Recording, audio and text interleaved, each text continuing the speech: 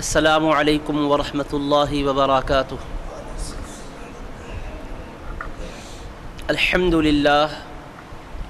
للہ رب العالمین والصلاة والسلام علی حبیبہ سید الانبیاء واشرف المرسلین وعلی آلہ الطیبین الطاہرین واصحابہ الاکرمین الافضلین وعلى من أحبهم وتابعهم بإحسان أجمعين إلى يوم الدين. أما بعد فأعوذ بالله من الشيطان الرجيم. بسم الله الرحمن الرحيم. سبحان الذي أسرى بعبده ليلا من المسجد الحرام إلى المسجد الأقصى الذي باركنا حوله لنريه من آياتنا إنه هو السميع البصير. وقال تعالى في شأن حبيبه الكريم إن الله وملائكته يصلون على النبي يا أيها الذين آمنوا صلوا عليه وسلموا تسليما. اللهم صل على سيدنا محمد وعلى آله وصحبه افضل صلواتک وعدد معلوماتک وبارک وسلم. بزرگان محترم، معزز حاضرین و سامعین اور 4 ٹی وی کے ناظرین، خواتین و حضرات، اللہ سبحانہ و تعالیٰ کا بے انتہا فضل و احسان ہے، لطف و انعام ہے کہ اس نے آج ہمیں حبیب پاک صلی اللہ تعالی علیہ وآلہ وصحبہ وسلم کی معراج پاک کی رات نصیب فرمائی ہے، جو رات اپنے دامن میں بڑی برکتیں اور رحمتیں رکھتی ہے۔ اس مبارک رات میں اللہ تبارک و تعالیٰ نے اپنے حبیب پاک صلی اللہ تعالی علیہ وآلہ وصحبہ وسلم کو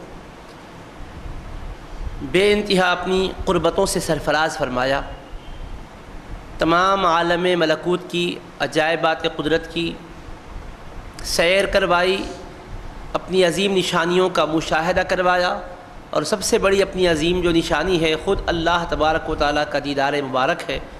اللہ پاک نے وہ اپنے حبیب پاک علیہ الصلاۃ والسلام کو عطا فرمایا۔ اللہ تبارک و تعالیٰ کے حبیب علیہ الصلاۃ والسلام کے سفر معراج کی تفصیلات احادیث کریمہ کی کتابوں میں نہایت ہی وضاحت کے ساتھ ملتی ہیں، اور یہ حقیقت اپنی جگہ ایک مسلمہ ہے کہ مبارک سفر کی تفصیلات بیان کرنے والے جو صحابہ کرام ہیں جنہوں نے رسول پاک علیہ الصلاۃ والسلام سے معراج پاک کا بیان سنا ہے، ان کی تعداد بھی عام روایتوں میں جتنی تعداد ہوتی ہے اس سے زائد ہی ہے۔ عام طور پر لوگ یہ سمجھتے ہیں کہ معراج شریف کا واقعہ چونکہ ایک ہی بار ہوا ہے، ہر مرتبہ اس کے بیان کا اہتمام کرنا کوئی اہمیت نہیں رکھتا ہے۔ نبی کریم صلی اللہ علیہ وسلم نے بھی بارہا اس کو بیان نہیں فرمایا ہے، ایک آدھ مرتبہ آپ نے بیان کیا تھا۔ ہر سال اس واقعے کا تذکرہ کرتے رہنا کوئی شرعی حیثیت نہیں رکھتا ہے وغیرہ وغیرہ۔ تو اس سلسلے میں بنیادی بات یہ ہمارے ذہنوں میں رہنی چاہیے کہ معراج پاک کے واقعے کی تفصیلات نبی پاک علیہ الصلاۃ والسلام نے ایک مرتبہ نہیں بلکہ متعدد مواقع پر بیان فرمائی ہے۔ دلیل کیا ہے کہ حضور نبی کریم علیہ الصلاۃ والسلام سے معراج کے واقعے کی تفصیلات نقل کرنے والے صحابہ کرام جو روایات بیان کرتے ہیں، ان صحابہ کرام کی تعداد 45 کی تعداد ہے۔ 45 صحابہ کرام رضوان اللہ تعالی علیہم اجمعین واقعہ معراج کو بیان کرنے والے ہیں، جبکہ صحیح بخاری کی پہلی حدیث کو آپ دیکھ لیں، اتنی اہم حدیث ہے انما الاعمال بالنیات، جس میں جو مضمون ہے تمام اعمال کا دار و مدار نیتوں پر ہے۔ اس حدیث پاک کے راوی صرف حضرت عمر بن خطاب فاروق اعظم رضی اللہ تعالیٰ عنہ ہی ہیں۔ ایک ہی راوی سے وہ روایت آئی ہے، صحابہ کرام میں وہی ایک تنہا راوی ہیں، مگر معراج پاک کے واقعات کے راوی حضرات 45 کی تعداد کو پہنچتے ہیں جماعت صحابہ کرام رضوان اللہ علیہم اجمعین میں سے۔ اور کہیں بھی ایک ساتھ پورا واقعہ مذکور نہیں ہے، کہیں اجمال ہے، کہیں تفصیل ہے، کہیں کچھ فرق ہے۔ اللہ تبارک و تعالیٰ کے حبیب علیہ الصلاۃ والسلام نے متعدد مجلسوں میں اس مبارک واقعے کا تذکرہ فرمایا ہے، جیسا وہاں مخاطبین موجود تھے، سامعین موجود تھے، ان کی ذہنی استعداد اور ان کے فہم کی صلاحیتوں کا لحاظ کرتے ہوئے حبیب پاک علیہ الصلاۃ والسلام نے اس کی تفصیلات بیان فرمائی ہے۔ تو عزیزان محترم، اللہ تبارک و تعالیٰ اپنے کلام مجید میں فرماتا ہے سبحان الذی اسریٰ بعبدہ، پاک ہے وہ قادر مطلق جس نے سیر کرائی اپنے بندہ خاص کو مسجد حرام سے مسجد اقصیٰ کی جانب، اور یہ سیر رات کے نہایت ہی مختصر سے حصے میں ہوئی، اور وہ مسجد اقصیٰ جس کے ارد گرد ہم نے برکتیں رکھی ہیں تاکہ ہم انہیں اپنی عظیم نشانیاں دکھلائیں، بے شک یہی سننے والے دیکھنے والے ہیں۔ رب ذوالجلال نے واقعہ معراج کو بیان کیا تو جس آیت کریمہ میں اس کا تذکرہ ہے اس کو بھی آپ غور کریں تو اس کا پہلا حرف سین ہے اور اخیر حرف را ہے۔ سبحان الذی سے یہ مضمون شروع ہو رہا ہے، انہ هو السمیع البصیر کی را پر ختم ہو رہا ہے۔ سین اور را کو ملاؤ تو دونوں کا مجموعہ سر بنتا ہے، اور سر کے معنی راز اور بھید کے ہوتے ہیں۔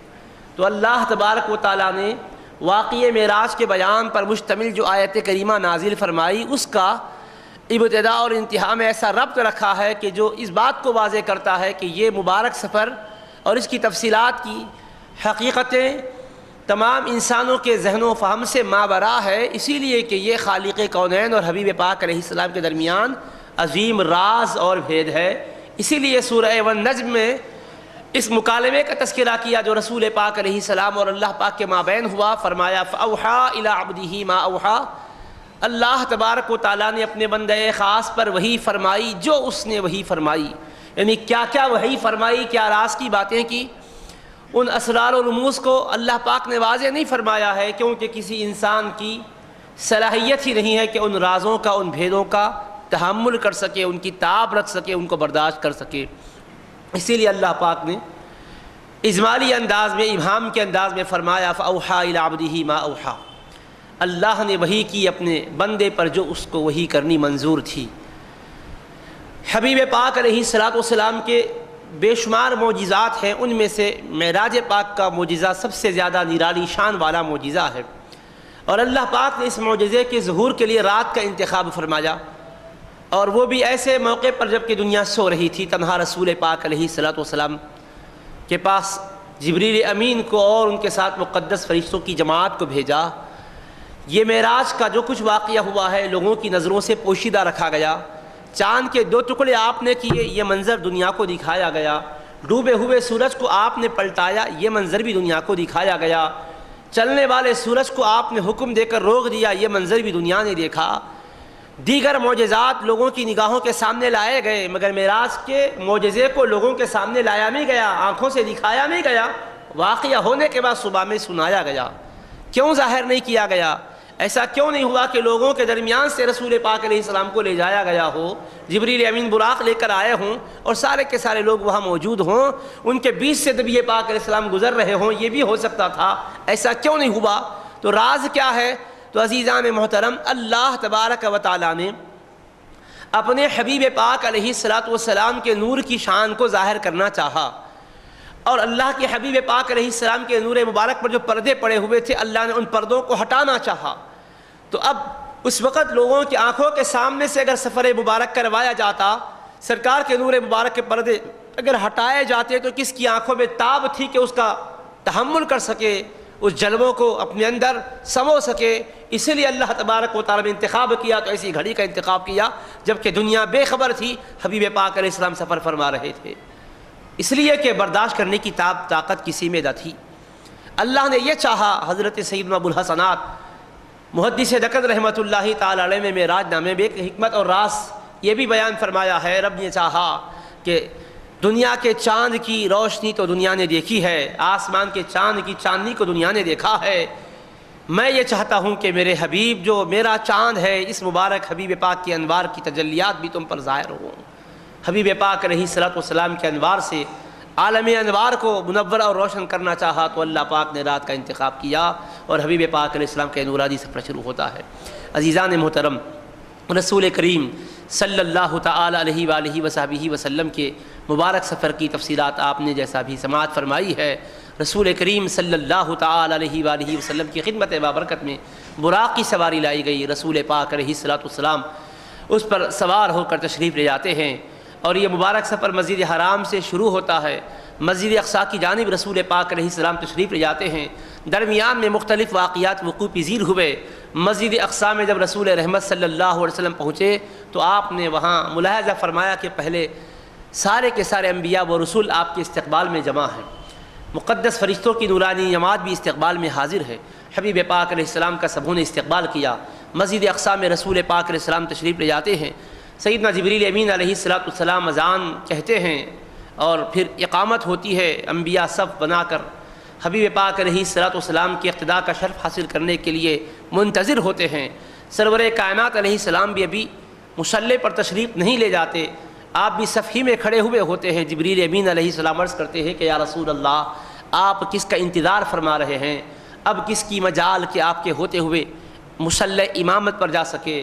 قلبت الارض مشارقها ومغاربها، میرے آقا میں نے مشرق اور مغرب کے ہر مقام کا مشاہدہ کیا ہے، الٹ پلٹ کے ساری زمین و آسمان کو میں نے دیکھا ہے۔ آقا آپ جیسی شان والا میں نے کسی کو نہیں پایا۔ فلم ارى افضل من محمد صلی اللہ علیہ وسلم، آپ جیسی فضیلتوں والا حبیب میں نے کسی کو نہیں پایا۔ تو اللہ پاک نے آپ کو بے مثل و بے مثال بنایا ہے۔ جماعت انبیاء میں بھی کوئی آپ کے آگے بڑھ کر امامت کر نہیں سکتے، آپ ہی تشریف لائیے، مصلی پر تشریف فرما ہو کر امامت فرمائیے۔ حبیب پاک علیہ السلام نے امامت فرمائی۔ پھر نبی کریم صلی اللہ تعالی علیہ وآلہ وصحبہ وسلم کے اقتداء میں سارے انبیاء و رسول اور آسمانی فرشتے نماز ادا فرماتے ہیں۔ اس کے بعد رسول پاک علیہ السلام کی شان و عظمت پر مشتمل ایک اجلاس ہوتا ہے۔ انبیاء و رسول خطبہ پڑھنے لگتے ہیں اور اخیر میں ان کے خطبات جب ہوتے ہیں تو رسول پاک علیہ السلام بھی اللہ کی حمد و ثنا بیان کرتے ہیں، اللہ تبارک و تعالیٰ کی تعریف و توصیف کرتے ہیں۔ پھر اللہ نے جو شانیں آپ کو عطا کی ہے ان شانوں کا تذکرہ انبیاء کے درمیان فرماتے ہیں۔ حبیب پاک کا جب خطبہ مکمل ہوتا ہے تو حضرت سیدنا ابراہیم علیہ السلام کھڑے ہو کر کہتے ہیں بِهَذَا فَضَلَكُمْ محمد صلی اللہ علیہ وسلم، اے گروہ انبیاء، تم نے جو ان کے شان کے پہلوؤں کو سنا ہے، انہی شانوں کی وجہ سے یہ حبیب تم سب میں فضیلت کے حامل ہیں، سب سے زیادہ اونچا ان کا مقام اور رتبہ ہے۔ رسول پاک صلی اللہ تعالی علیہ وآلہ وسلم کے اقتداء میں سارے نبیوں کو کیوں جمع فرمایا گیا؟ اس لیے کہ اللہ تبارک و تعالیٰ نے سرکار دو عالم علیہ السلام کی نسبت سے نبیوں سے عہد و پیمان لیا تھا کہ اے انبیاء، تم کو نبوت اور رسالت میں عطا کرنے والا ہوں، مگر ایک شرط ہے، یہ میرے حبیب ہے، ان پر ایمان لاتے ہو تو تم کو نبی اور رسول بناؤں گا۔ سبھوں نے اعتراف کیا، اقرار کیا، عہد و پیمان کو قبول کیا۔ اس کے بعد اللہ پاک نے ان کو نبوت اور رسالت عطا کی ہے۔ ظاہری طور پر ان کو رسول پاک علیہ السلام کی اقتداء کرنے کا موقع نہیں ملا تھا، تو اللہ نے چاہا کہ حبیب کے سفر معراج کے موقع پر سارے انبیاء ظاہری طور پر بھی سرکار کی امامت میں نماز پڑھ کے اقتداء کے شرف سے مشرف ہو سکے، اسی لیے اللہ تبارک و تعالیٰ نے ان کو اقتداء کے لیے حبیب پاک علیہ السلام کے پیچھے جمع فرمایا۔ نماز اقصا میں تھا یہی سر، آیا ہو مانع اول و آخر، کہ دست بستہ ہیں پیچھے حاضر، جو سلطنت آگے کر گئے تھے۔ پہلے جو انبیاء آ کر حکمرانی کیے تھے، انہوں نے اللہ تبارک و تعالیٰ کے فضائل اللہ کی بارگاہ سے جو حاصل کیے تھے اس کے مطابق قوم کی رشد و ہدایت کا کام انجام دیا تھا۔ اب وہ سب کے سب آقا کے مقتدی بن کر پیچھے کھڑے ہوئے ہیں اور دنیا کو یہ میسج دے رہے ہیں، اے دنیا والو، جو حبیب تمہارے درمیان تشریف فرما ہے، خوش نصیب ہو، ان کی قدر و منزلت کر کے تم سعادت دارین کا سامان مہیا کر لو۔ دیکھو ہماری جماعت ہے، ہم حبیب پاک علیہ السلام کا کس طرح ادب کرتے ہیں، کیا ان کی قدر و منزلت ہمارے پاس ہے، اس کا تم بھی اندازہ کر لو۔ اور یہ حدیث پاک صحیح مسلم شریف کے اندر ہے کہ نبی پاک علیہ السلام نے شب معراج مسجد اقصی میں انبیاء کی امامت فرمائی۔ فحانت الصلاۃ، آپ فرماتے ہیں کہ نماز کا وقت آیا، حتی اممتہم، یہاں تک کہ میں نے جماعت انبیاء کو نماز پڑھائی۔ اور امام نسائی نے سنن نسائی میں بھی ذکر کیا ہے، فقدمنی جبریل علیہ السلام، پس جبریل امین علیہ السلام مجھے مصلی امامت پر تشریف لے جانے کے لیے کہے اور میں نے فاممتہم، انبیاء کی امامت فرمائی ہے۔ تو جماعت انبیاء کی امامت فرمانے کا واقعہ صحیح مسلم شریف اور سنن نسائی شریف میں موجود ہے۔ اس کے بعد رسول پاک صلی اللہ تعالی علیہ وآلہ وصحبہ وسلم کا یہ سفر پھر وہاں سے عالم بالا کی طرف ہوتا ہے۔ رسول پاک علیہ السلام وہاں سے اس مبارک سیڑھی پر، جس کو معراج کہتے ہیں، نور کی سیڑھی ہے، تشریف فرما ہو کر بلندیوں کی طرف صعود فرماتے ہیں، تشریف لے جاتے ہیں۔ وہاں آپ نے ملاحظہ فرمایا وہ مبارک جو سیڑھی ہے نور کی، اس کے دونوں جانب فرشتوں کی جماعت ہے، بڑے ادب و احترام سے آپ کی خدمت پہ صلاۃ و سلام کا نذرانہ پیش کر رہی ہے اور آپ کا استقبال کر رہی ہے۔ رسول کریم صلی اللہ تعالی علیہ وآلہ وسلم نے ان کے ایک سردار کو بھی ملاحظہ فرمایا جو سیڑھی کے کنارے پر ہیں۔ آپ علیہ السلام کی خدمت بابرکت میں بڑے ادب سے سلام عرض کر کے کہتے ہیں کہ یا رسول اللہ، حضرت آدم علیہ السلام کی پیدائش سے 25,000 سال پہلے اللہ نے مجھے پیدا کیا اور 25,000 سال پہلے سے اللہ نے مجھے یہاں کھڑا کر دیا اور حکم دیا ہے کہ دیکھو میرے محبوب پیدا ہونے والے ہیں، میرے حبیب جب آئیں گے تو معراج میں ان کو بلاؤں گا، میرے مصطفیٰ کا استقبال کرنے کے لیے ابھی سے کھڑے رہنا اور حبیب پاک پر درود و سلام پڑھتے رہنا۔ تو میرے آقا آدم علیہ السلام کی پیدائش سے 25,000 سال پہلے سے مجھے یہاں کھڑا کیا گیا ہے، اس وقت سے میرے دل میں آپ کی محبت ہے اور میرا ایک ہی وظیفہ ہے، ہر لمحہ آپ پر درود و سلام پڑھتا رہتا ہوں۔ دائیں اور بائیں دونوں طرف فرشتوں کی نورانی جماعت ہے اور کھڑے ہو کر درود و سلام پڑھتے ہیں آقا علیہ السلام پر۔ اس وقت سے اللہ نے اس کے لیے ہی آپ کو ان کو مقرر کیا تھا۔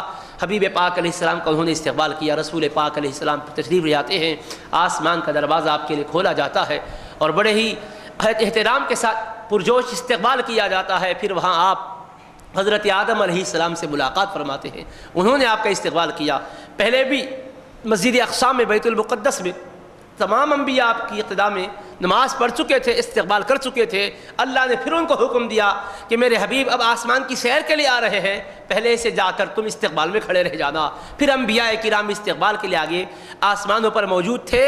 اس سے کسی کو یہ غلط فہمی نہیں ہونی چاہیے کہ رسول پاک علیہ السلام کی سواری سے بڑھ کر کیا ان کی سواری تھی، وہ کیسے آگے نکل گئے، جبکہ رسول پاک علیہ السلام بھی یہاں سے روانہ ہوئے، وہ بھی روانہ ہوئے، لیکن سابق میں جو انبیاء آئے تھے وہ پہلے جا کر استقبال میں ٹھہر گئے، تو کیا ان کی سواری رسول پاک کی سواری سے تیز تھی؟ نہیں، ایسا نہیں تھا۔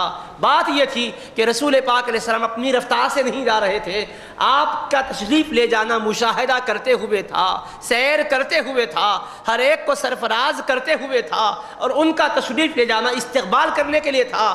استقبالیہ کمیٹی کے ممبران تھے، اس لیے انتظامی اعتبار سے ان کو آگے جا کر حبیب کا استقبال کرنا تھا، اس لیے وہ تیزی سے نکل گئے۔ حبیب پاک اگر اپنی رفتار سے جاتے ہوتے تو آپ کی اس رفتار کے مقابل میں کوئی نہیں آ سکتا تھا۔ رسول پاک علیہ السلام کی سواری خرامہ جانے لگی، حبیب پاک علیہ السلام پہنچتے ہیں تو انہوں نے استقبال کیا۔ پھر وہاں دیگر پیغمبران میں اعظام سے بھی ملاقات ہوئی۔ پھر آسمان اول پر نورانی فرشتے جمع ہوئے، آپ علیہ السلام نے وہاں بھی نماز پڑھائی، انہوں نے آپ کی اقتداء میں نماز پڑھی۔ دوسرے آسمان پر تشریف جاتے ہیں تو وہاں دوسرے آسمان پر سیدنا عیسیٰ اور یحییٰ علیہ السلام آپ کا استقبال کرتے ہیں۔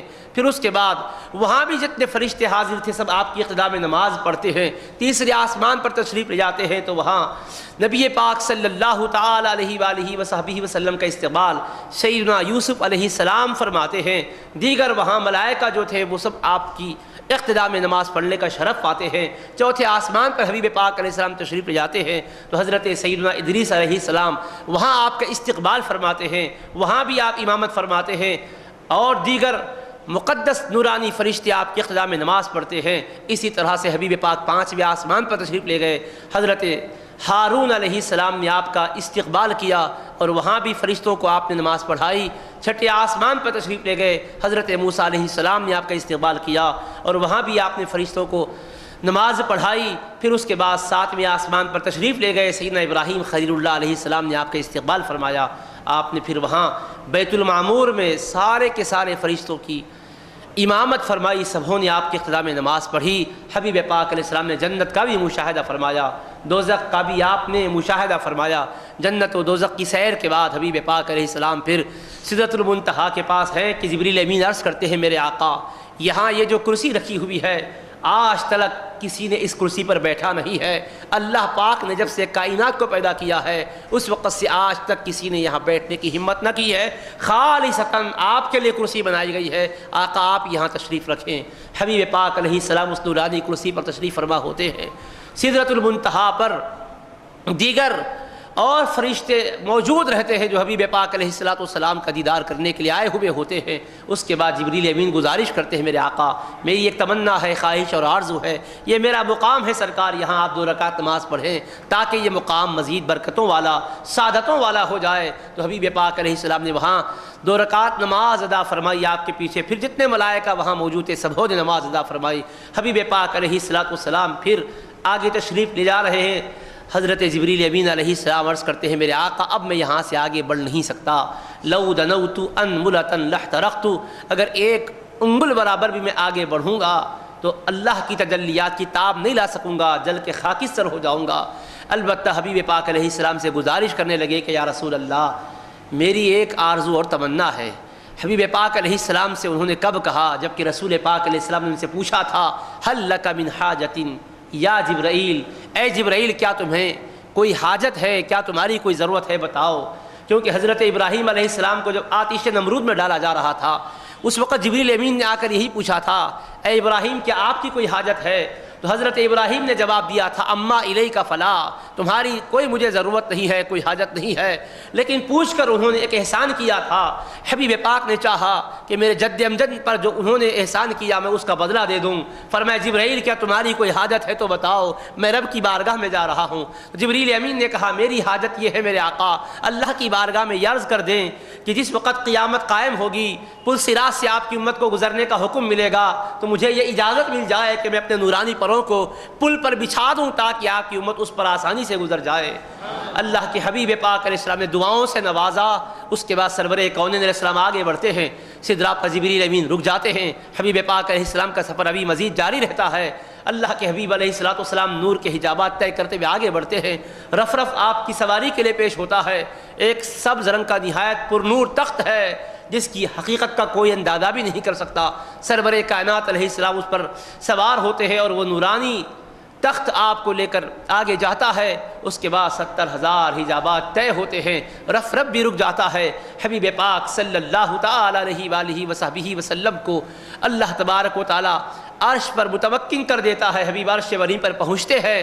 عرش عظیم حبیب پاک علیہ السلام کے وجود مبارک سے برکتیں حاصل کرتے ہوئے عرض کرتا ہے کہ یا رسول اللہ، آپ کی نگاہ کرم کے لیے میں بڑا منتظر تھا، مشتاق تھا۔ یا حبیب اللہ، اللہ نے جب مجھے پیدا کیا اور لا الہ الا اللہ مجھ پر لکھا تو خدا کے خوف سے میں لرز رہا تھا۔ جب محمد رسول اللہ لکھا تو پھر مجھ کو قرار اور سکون مل گیا۔ اے حبیب، آپ کے نام نامی سے مجھے قرار ملا ہے۔ اب آپ اپنے نورانی قدموں کے ساتھ مجھ پر تشریف فرما ہے تو مجھے اس سے زیادہ قرار اور سکون مل رہا ہے۔ آقا، آپ کی نظر جمیل مجھ پر جس قدر پڑھی رہے گی میں مشرف ہوتا جاؤں گا، معزز ہوتا جاؤں گا۔ عرش پر حبیب پاک علیہ السلام ہے اور ساری کائنات آپ علیہ السلام کے نیچے ہے۔ اللہ نے بتا دیا عرش پر اپنے حبیب پاک کو بلا کر کہ ما ورائے عرش میرے مصطفیٰ ہے، ما فوق عرش میرے حبیب ہے، اور پوری کائنات پست و بالا میرے حبیب کے نیچے ہے۔ میرے حبیب پوری کائنات میں میری عطاؤں سے حکم پھرنے والے ہیں، ساری کائنات ان کے احکام کی تابع داری کرتی ہے، سب میں ان کے احکام چلتے ہیں، کیونکہ میں نے اپنی عطاؤں سے میرے حبیب پاک کو مختار بنا دیا ہے، حکم فرمانے والا بنا دیا ہے۔ حبیب پاک علیہ السلام کا بھی سفر یہاں ختم نہیں ہوتا ہے، اللہ کی بارگاہ سے ندائیں آتی ہے، ادنو یا احمد، ادنو یا خیر البریہ، اے حبیب قریب آئیے، اے حبیب قریب آئیے۔ حبیب پاک صلی اللہ علیہ وسلم ایک قدم بڑھاتے ہیں اور ایک قدم میں کتنا فاصلہ طے ہوتا ہے، جتنا زمین سے لے کر عرش تک کا فاصلہ تھا اتنا فاصلہ 3 لاکھ نورانی سال کا فاصلہ ہے۔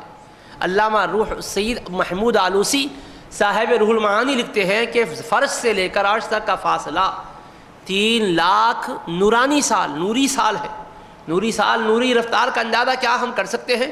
ایک سیکنڈ میں نور کی رفتار 3 لاکھ کلومیٹر ہوتی ہے۔ ایک سیکنڈ میں نور کی رفتار 3 لاکھ کلومیٹر ہوتی ہے۔ اب ایک سیکنڈ ہے تو پھر منٹ کا کیا ہوگا، گھنٹے کا کیا ہوگا، پھر اس کا دن کیا ہوگا، اس کے سال کیا ہوں گے۔ اس طرح سے فرش سے لے کر عرش تک کا فاصلہ 3 لاکھ نورانی سال کا فاصلہ ہے۔ اتنا فاصلہ طویل، اور حبیب ایک قدم بڑھاتے ہیں تو 3 لاکھ کا نورانی فاصلہ طے ہوتا ہے۔ 3 لاکھ سال کا سفر ایک قدم میں طے کرتے ہیں، اور رب بتاتا ہے کہ میرے مصطفیٰ کی قوت پرواز کا تمہیں اندازہ نہیں ہے، یہ نورانی قدم کی یہ شان ہے کہ ایک قدم میرا حبیب بڑھاتا ہے تو فرش سے عرش تک کا فاصلہ طے کرتا ہے۔ ابھی ختم نہیں ہوتا ہے سفر، پھر حکم ہوتا ہے میرے حبیب قریب آئیے۔ حبیب ایک قدم اور بڑھاتے ہیں، اس طرح 1000 قدم حبیب پاک بڑھا کر قرب خداوندی میں پہنچتے ہیں، اور رب تبارک و تعالیٰ وہ مقام پر حبیب کو متمکن کرتا ہے جس کے بارے میں فرمایا ثم دنا فتدلا فکان قاب قوسین او ادنا۔ پھر حبیب سے رب اپنا قرب اتنا کیا اور اس قدر قریب ہوا، مصطفیٰ رب کے اتنے قریب ہوئے 2 کمانوں کا فاصلہ رہ گیا، بلکہ اس سے بھی زیادہ قریب ہوئے۔ اور صحیح بخاری شریف میں حدیث پاک ہے، کتاب التوحید میں، حتی دنا الجبار رب العزت فتدلا، وہ وَدَنَا الْجَبَّارُ رَبُّ الْعِزَّةِ فَتَدَلَّى حَتَّى كَانَ مِنْهُ قَابَ قَوْسَيْنِ أَوْ أَدْنَىٰ۔ اللہ تبارک و تعالیٰ نے اپنا قرب حبیب کو عطا کیا، اس قدر قرب عطا کیا کہ 2 کمانوں کا فاصلہ رہ گیا، بلکہ اس سے بھی زیادہ قریب حبیب پاک صلی اللہ تعالیٰ علیہ وآلہ وسلم رب کے ہوئے، اور رب تبارک و تعالیٰ نے اپنے حبیب پاک علیہ السلام کو اپنا دیدار عطا فرمایا۔ حبیب پاک کو کیسا دیدار نصیب ہو رہا ہے، قربان جائیں۔ اللہ کے حبیب سراپا ادب بنے ہوئے ہیں۔ حبیب پاک علیہ السلام کی نگاہ مبارک نہ ادھر جاتی ہے نہ ادھر جاتی ہے۔ قرآن توصیف کرتا ہے ما زاغ البصر وما طغى، حبیب کی نظر نہ ادھر گئی نہ ادھر گئی، نہ حد ادب سے آگے بڑھی، نہ پلک جھپکی، نہ حد ادب سے آگے بڑھی، اللہ تبارک و تعالیٰ کے جلوے کا مشاہدہ کرتی رہی۔ اللہ نے خود فرمایا الم تر الی ربک، اے پیکر ادب میرے حبیب، کیا آپ اپنے رب کا جلوہ نہیں دیکھو گے؟ حضرت موسیٰ نے کہا تھا ربی ارینی انظر الیک، اے مولا اپنا جلوہ دکھا، میں تجھ کو دیکھنا چاہتا ہوں۔ تو جواب ملا لن ترانی، ہرگز تم مجھ کو نہیں دیکھ سکتے۔ وہاں پر مشاہدے کی خواہش کرنے پر جواب ملتا ہے ہرگز اے موسیٰ تم میرا دیدار نہیں کر سکتے۔ یہاں دعا اور درخواست کا کوئی تذکرہ نہیں ہے، رب خود ہی فرماتا ہے الم تر الی ربک، اے حبیب کیا آپ اپنے رب کا جلوہ نہیں دیکھو گے؟ میں نے اپنا جلوہ آپ پر آشکار کر دیا ہے، سارے حجابات اٹھا دیے ہیں میرے حبیب، او ادنا کی منزل پر میں نے آپ کو فائز کر دیا ہے۔ آپ میرے جلووں کا مشاہدہ کرتے رہے، اور جلووں کا حبیب نے مشاہدہ کیا تو رب نے فرمایا لقد رأى من آیات ربہ الکبریٰ، میرے حبیب ساری میری عظیم قدرت کی نشانیوں کو دیکھے ہیں، سب سے بڑی نشانی میری ذات کا دیدار بھی میرے حبیب نے کر لیا ہے۔ اللہ پاک نے تعریف کی حبیب پاک علیہ السلام کی، وہ دیدار حبیب پاک علیہ السلام کے لیے اللہ پاک نے دیدار حبیب پاک کو عطا کرنے کے لیے خاص طور پر طلب فرمایا تھا۔ اور پھر رسول پاک علیہ السلام کے رب نے بھی فرمایا کہ رسول پاک نے اللہ کا دیدار کیا ہے، اور حبیب پاک نے خود بھی فرمایا ہے۔ مسند امام احمد بن حنبل میں حدیث پاک ہے، عبداللہ ابن عباس رضی اللہ عنہ روایت کرتے ہیں رسول کریم علیہ السلام نے فرمایا رأیت ربی تبارک و تعالی، میں نے اپنے رب تبارک و تعالیٰ کا جلوہ دیکھا ہے۔ حبیب پاک علیہ السلام نے بھی دیدار کرنے کا ذکر فرمایا ہے۔ اور صحیح مسلم شریف میں حدیث پاک ہے، حضرت عبداللہ بن شقیق رضی اللہ تعالیٰ عنہ ایک تابعی ہے، وہ حضرت ابو ذر غفاری رضی اللہ عنہ سے پوچھتے ہیں، کہتے ہیں ان سے لو رأیت رسول اللہ صلی اللہ علیہ وسلم لسألتہ، اگر میں سرکار کا دیدار کرتا تو ضرور ایک سوال آقا سے کر لیا ہوتا۔ انہوں نے پوچھا عن ای شیء کنت تسألہ، کون سا سوال کرتے تھے آپ بتلاؤ؟ تو کہا میں یہ پوچھتا تھا حل رأیت ربک، یا رسول اللہ کیا آپ نے اپنے رب کا دیدار فرمایا ہے؟ تو حضرت ابو ذر غفاری رضی اللہ عنہ نے فرمایا میں نے ضرور یہ سرکار سے سوال کیا تھا، تو میرے آقا نے جواب میں فرمایا رأیت نورا، ہاں میں نے نور حق کا جلوہ دیکھا ہے۔ حبیب پاک علیہ السلام نے خود یہ ارشاد فرما دیا، تو سرکار دو عالم علیہ السلام نے رب کا دیدار کیا۔ اللہ پاک نے اپنے حبیب پاک علیہ السلام اپنی خصوصی نعمتوں سے نوازا۔ تفصیل کا وقت نہیں ہے، آخری بات عرض کر رہا ہوں۔ اللہ تبارک و تعالیٰ نے اپنے حبیب پاک علیہ السلام پر اپنا خصوصی سلام نازل کیا اور فرمایا السلام علیک ایھا النبی ورحمۃ اللہ وبرکاتہ، اے نبی کریم صلی اللہ علیہ وسلم آپ پر سلام ہو میرا، اور رحمتیں ہوں اور برکتیں ہوں۔ تو حبیب پاک علیہ السلام نے جواب میں فرمایا السلام علینا وعلی عباد اللہ الصالحین، سلام ہو اے اللہ تیرا ہم پر اور تیرے سارے نیک بندوں پر۔ اللہ کے سارے نیک بندوں پر آپ نے سلام کو لیا اور ہم پر سلام ہو فرمایا۔ تو رب نے پوچھا میرے حبیب یا صرف اکیلے آپ ہی تو ہیں، کوئی اور بھی تو نہیں ہے؟ میں نے ملائکہ کو بھی یہاں نہیں رکھا ہے میرے حبیب، میں ہوں اور آپ ہیں یہاں۔ میں نے جب آپ پر سلام نازل کیا تو آپ نے مجھ پر نہیں کہا، ہم پر کہا ہے اے حبیب، وجہ کیا ہے اللہ کو تو پتہ ہے، لیکن حبیب پاک کی زبان سے نکلنے والی جو محبت کے جذبات سے ہمیں سرفراز کرنا چاہتا تھا، پوچھا میرے حبیب کیا بات ہے؟ تو حبیب نے کہا میرے مولا تو نے سلامتیوں کی برسات کی اور اپنے قرب سے مجھے نوازا، تو مجھ کو میری گنہگار امت یاد آ گئی میرے مولا۔ جب تیرا بے انتہا سلام مجھ پر برسنے لگا تو میں نے گنہگاران امت کو یاد کر لیا، اور ہم کہہ کر میں نے اپنے گنہگاروں کو اپنے دامن میں چھپا لیا ہے۔ تو تیرے نیک بندوں پر بھی سلام ہو، لیکن اے اللہ گنہگار کہاں جائیں، سیاہکار کہاں جائے؟ میں نے گنہگاروں کو سیاہکاروں کو اپنے دامن عفو و رحمت میں چھپانے کے لیے السلام علینا فرمایا۔ تو رب کریم نے فرمایا میرے حبیب مجھ کو آپ سے یہی امید تھی کہ میرا حبیب اسی طرح سے امت پر شفقت فرمائے گا۔ اس کے بعد اللہ کے حبیب علیہ السلام سے اللہ فرماتا ہے حبیب آپ اطمینان رکھیں، آپ کے امتیوں کو میں محروم نہیں فرماؤں گا۔ سلام ہی حتی مطلع الفجر، میرے حبیب ان کے لیے ایک ایسی رات مقرر کرتا ہوں کہ جس میں سورج ڈوبنے سے لے کر صبح صادق تک خصوصی طور پر میرا سلام پرستہ ہی رہے گا، سلام نازل ہوتا ہی رہے گا۔ چنانچہ شب قدر میں اللہ پاک کی طرف سے خصوصی سلام کا نزول ہوتا ہے جس کا تذکرہ آئے گا۔ تو عزیزان گرامی قدر، اللہ تبارک و تعالیٰ کے حبیب صلی اللہ تعالیٰ علیہ وآلہ وسلم نے امت پر کس قدر شفقت فرمائی ہے، اس سے اندازہ ہو رہا ہے۔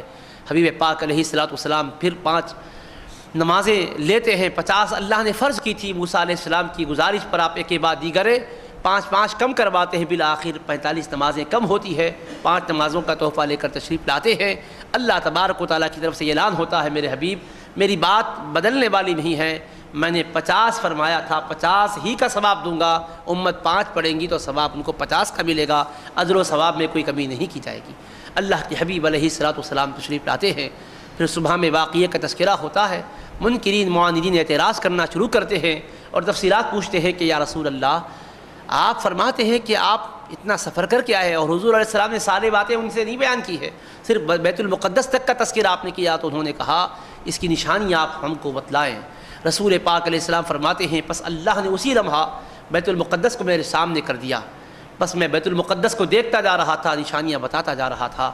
اللہ تبارک و تعالیٰ کے حبیب علیہ السلام ساری نشانیاں بتلا دیے، اس کے بعد بھی وہ ظالموں نے اعتراض ختم نہیں کیا، سیدھا وہاں سے شور بچاتے ہوئے نکلے۔ ابو بکر صدیق رضی اللہ عنہ کے پاس پہنچے، اس وقت تک ابو بکر تھے، صدیق نہیں بنے تھے، صحابی تھے مگر صدیق کا خطاب نہیں ملا تھا۔ کہنے لگے آپ ہمیشہ اپنے صاحب کی تائید کرتے رہتے ہوئے، اب دیکھو ایک عجیب و غریب بات انہوں نے کہہ دی ہے، معاملہ بہت بڑھ گیا ہے۔ کہا کیا ہوا ہے؟ انہوں نے یہ کہا ہے کہ وہ رات کے مختصر حصے میں بیت المقدس جا کے آئے ہیں، ملک شام جا کے آئے ہیں، کیا یہ ممکن ہے؟ تو آپ نے کہا ہے واللہ لئن قالہ لقد صدق، قسم بخدا اگر حبیب کہے ہیں تو بالکل سچ کہے ہیں، میں تصدیق کرتا ہوں۔ ہمارے لیے ممکن نہیں، 1 مہینے کا سفر ہے، اگر حبیب فرماتے ہیں تو ہم شک شبہ نہیں کرتے، یقین کر لیتے ہیں۔ کیوں؟ ارے اس سے زیادہ تفصیلات آپ آسمانوں کی بتلاتے ہیں تو ہم قبول کر لیتے ہیں، اس کی بات کیا ہے؟ اس میں کیا شبے کی بات ہے؟ آپ نے فوراً تصدیق کی۔ اللہ کے حبیب علیہ السلام کی صحابی کو صدیق کا خطاب عطا ہوا۔ اللہ پاک نے فرمایا والذی جاء بالصدق وصدق بہ، محبوب صداقت کا پیغام لائے اور غلام آگے بڑھ کر تصدیق کر لیے، یقیناً یہ آج سے صدیق ہو گئے۔ حبیب پاک علیہ السلام کے اس صحابی کو صدیقیت کا خطاب عطا ہوتا ہے۔ رسول پاک صلی اللہ تعالی علیہ وآلہ وصحبہ وسلم سے اب وہ لوگ پوچھتے ہیں ٹھیک ہے بیت المقدس کی نشانیاں بھی بتلائے، اچھا یہ بتائیے کہ راستہ آپ طے کر کے گئے تھے، طے کر کے آئے ہیں، تو راستے میں کیا کچھ مناظر بھی آپ نے دیکھے ہیں؟ ہمارے قافلے گئے ہوئے تھے، قافلے والوں کا حال بتائیے۔ حضور نبی کریم علیہ السلام نے فرمایا ہاں قافلے تمہارے راستے میں ملے ہیں۔ آپ نے تفصیلات بیان کی ہے کہ میں نے دیکھا کہ ایک قافلہ تھا اور جب ہماری سواری گزر رہی تھی تو وہ قافلے کا اونٹ بدک کر بھاگا، جس کے نتیجے میں اس کی ٹانگ ٹوٹ گئی ہے۔ پھر آپ علیہ السلام نے فرمایا کہ ایک قافلے سے میرا گزر ہوا، پانی کا پیالہ رکھا ہوا تھا، میں نے اس میں سے پانی پیا۔ پھر آپ صلی اللہ علیہ وسلم نے بیان کیا ہے کہ اس قافلے کا حال یہ تھا کہ جو اس کے ایک اونٹ کی حالت یہ تھی کہ اس پر 2 بوریے لدے ہوئے تھے اور اس کا آپ نے رنگ تک بتلایا، سیاہ اور سفید رنگ کے 2 بوریے لدے ہوئے تھے اور وہ اونٹ آ رہا تھا، آگے تھا، خاکستری رنگ کا اونٹ تھا۔ جو آپ علیہ السلام نے ان کے قافلوں کے متعلق انہوں نے پوچھا سب بتلا دیا۔ پھر انہوں نے پوچھا ایک سوال، آپ یہ بتلا دیجئے کہ وہ کب آئے گا قافلہ؟ تو آپ نے فرمایا کہ چہارشنبے کے دن آئے گا۔ ایک قافلے کے لیے فرمایا کہ صبح صادق کے وقت آئے گا، ایک قافلے کے لیے فرمایا کہ سورج ڈوبنے سے پہلے آئے گا۔ اب وہ لوگ انتظار کرنے لگے، صبح صادق کا وقت ہوتا ہے، ٹھہرتے ہیں، دیکھتے ہیں قافلہ ابھی نظر نہیں آ رہا ہے۔ سرکار دو عالم علیہ السلام ایک قافلے کے لیے فرمایا جب سورج طلوع ہوگا تب آئے گا، فرمایا دن نکلتے ہی آئے گا۔ ایک کے لیے فرمایا کہ سورج ڈوبنے سے پہلے آئے گا۔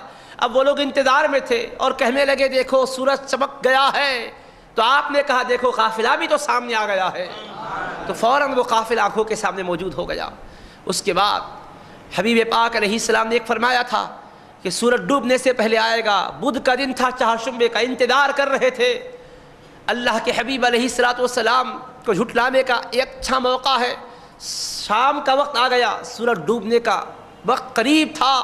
وہ لوگ پکار کر کہنے لگے کہ سورج ڈوبنے کا وقت آ چکا ہے، ابھی قافلہ دور تک بھی نظر نہیں آ رہا ہے۔ اللہ کے حبیب نے سورج کو دیکھا، سورج نے مصطفیٰ علیہ السلام کی فرمان کی تصدیق میں طاعت کی، حکم کی، بجاوری کی، اسی مقام پر ٹھہرا رہا۔ جب قافلہ داخل ہوتا ہے تب سورج ڈوبتا ہے۔ اللہ کے حبیب پاک کا یہ فرمانا بھی صحیح ثابت ہوا۔ اس کے درمیان انہوں نے یہ بھی پوچھا تھا، اچھا ہمارے قافلے میں اونٹ کتنے ہیں بتائیے، تفصیلات ذرا سنائیے۔ رسول پاک علیہ السلام نے اونٹوں کو گنا تو نہیں تھا۔ جب انہوں نے یہ سوال کیا تو کیا ہوتا ہے، اللہ تبارک و تعالیٰ وہ قافلے کو آپ کی آنکھوں کے سامنے کر دیتا ہے۔ رسول پاک علیہ السلام اونٹوں کو گن کے فرماتے اتنے تعداد میں اونٹ تھے۔ چرواہے کتنے تھے، فرمایا ہاں اتنے چرواہے تھے۔ فرمایا اللہ کے حبیب علیہ السلام نے پانی پینے کا ذکر کیا۔ جب قافلہ پہنچا تو انہوں سے پوچھا بتاؤ کیا واقعتاً کہیں تم کو کوئی ایسے عجیب و غریب واقعات کا مشاہدہ کرنے کا اتفاق ہوا ہے؟ تو کہنے لگے ہاں، ایک سواری گزری اور ہمارا اونٹ بدک گیا، جس کے نتیجے میں اس کی ٹانگ ٹوٹ گئی۔ تو کہا ہاں یہ بھی انہوں نے فرمایا ہے۔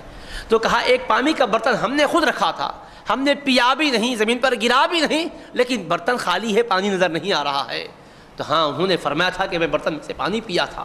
آقا کو حاجت نہیں تھی پانی پینے کی، مگر بتانے کے لیے کہ خواب کا منظر نہیں ہے، یہ بیداری کا مشاہدہ ہے، روحانی سفر نہیں ہے، جسمانی سفر ہے۔ اس کے لیے رسول پاک علیہ السلام نے یہ پی کر بھی ان کو بتلا دیا کہ دیکھو پانی بھی برتن کا خالی ہو چکا۔ سارے کے سارے جزیات بیان فرمائے۔ سعادت مندوں نے اللہ کے حبیب پاک کے اس معجزے کی تفصیل سنی، کلمہ پڑھ کے مشرب اسلام ہوئے۔ بدبختی کا شیوا اختیار کرنا جنہوں نے چاہا وہ بدبخت رہے، منکر ہی رہے۔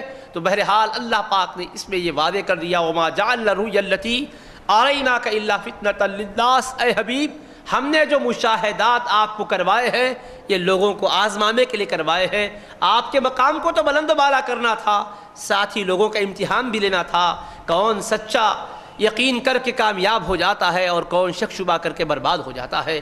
اللہ تبارک و تعالیٰ کے حبیب پاک علیہ السلام کے سفر مبارک کے سلسلے میں یہ جو قافلے کے واقعات کی تفسیر میں نے آپ کو سنائی، علامہ حافظ ابن کثیر نے تفسیر قرآن عظیم میں بھی اس کو بیان کیا ہے، دیگر کتب حدیث سیر میں بھی موجود ہے۔ اللہ تبارک و تعالیٰ حبیب پاک صلی اللہ تعالیٰ علیہ وآلہ وسلم کے معراج پاک کے فیوز و برکات سے ہم سبوں کو مالا مال فرمائے۔ اور یہ بات بھی ذہن میں رکھ لیں کہ معراج کی رات خصوصیت کے ساتھ 12 رکعات پڑھنے کی بڑی فضیلت آئی ہے۔ امام بیہقی نے شعب الایمان میں اور فضائل الاوقات میں روایت بیان فرمائی ہے، اور امام سیوطی نے الجامع الکبیر میں اور جامع الاحادیث میں اس روایت کو بیان کیا ہے۔ امام علی المتقی الہندی نے کنز العمال میں بیان کیا ہے۔ شاہ عبدالحق محدث دہلوی نے ما ثبت بالسنہ میں بیان کیا ہے۔ حضرت نبی پاک صلی اللہ علیہ وآلہ وسلم ارشاد فرماتے ہیں کہ رجب میں ایک ایسی رات اللہ نے رکھی ہے کہ جس میں عمل کرنے والے کو 100 سال کی اطاعت کا اللہ پاک ثواب عطا فرمائے گا۔ آپ علیہ السلام نے فرمایا جو اس رات میں 12 رکعت نماز پڑھے اور ہر 2 رکعت میں قاعدہ کرے، پھر اخیر میں 100 مرتبہ سبحان اللہ والحمد للہ ولا الہ الا اللہ واللہ اکبر پڑھے، پھر 100 مرتبہ استغفر اللہ پڑھے، پھر 100 مرتبہ درود شریف پڑھے، تو اللہ تبارک و تعالی اس کی ہر دعا کو قبول فرمائے گا۔ اور صبح میں اب آنے والی صبح یعنی آج کی رات سحر کر کے اب جو روزہ رکھیں گے تو رسول پاک علیہ السلام فرماتے ہیں اللہ تبارک و تعالی اس کی ہر دعا کو قبول کرے گا۔ جو چاہے دین و دنیا کے مقاصد کے سلسلے میں اللہ سے التجا کرے، کوئی اس کی التجا رد نہیں ہوگی۔ ہاں البتہ کوئی گناہ کے کام کے لیے اگر دعا کرتا ہے تو وہ قبول نہیں کی جائے گی، باقی اس کی ہر دعا قبول ہوگی۔ اللہ تبارک و تعالی حبیب پاک کے تصدق میں ہمیں رات کی قدر و منزلت کرنے کی توفیق عطا فرمائے، اس کی برکتوں سے مالا مال فرمائے۔ وصلی اللہ تعالی علی خیر خلقہ وآلہ وصحبہ اجمعین، والحمد للہ رب العالمین۔